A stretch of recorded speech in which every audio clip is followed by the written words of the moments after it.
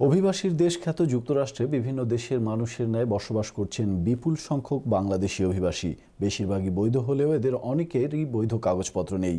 কাগজপত্র তৈরির জন্য অনেকেই অনেকভাবে চেষ্টা করেছেন, অনেকেই সহজে পেয়েছেন, আবার অনেকে অপেক্ষা করছেন দীর্ঘ সময়। অভিবাসীদের সমস্যা ও সম্ভাবনা নিয়ে ইমিগ্রেশন বিষয়ক টিপস দিচ্ছেন অ্যাটর্নি নাজমুল আলম। বাংলাদেশি ভাই বোন যারা আমেরিকাতে কাগজপত্রবিহীন অবস্থায় আছেন, আপনারা অবশ্যই আপনাদের নিজেদের অবস্থান এবং আইনগত পরিস্থিতি জানার জন্য একজন আইন বিশেষজ্ঞ অর্থাৎ লাইসেন্সড অ্যাটর্নির সঙ্গে পরামর্শ করবেন। সঠিক পরামর্শ নেবেন এবং সঠিক সিদ্ধান্তের মাধ্যমে কেস ফাইল করবেন।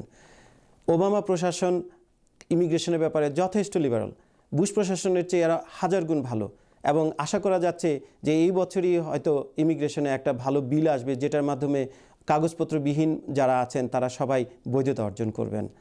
আর বৈধতা অর্জনের জন্য অন্যতম শর্ত হচ্ছে আপনারা কারো ক্রাইমে জড়িত হবেন না। কোনো ক্রাইমের সাথে জড়িত হলে তার কাগজপত্র হওয়ার সম্ভাবনা একেবারেই ক্ষীণ। আপনারা সবাই ভালো থাকুন, সুস্থ থাকুন। ধন্যবাদ।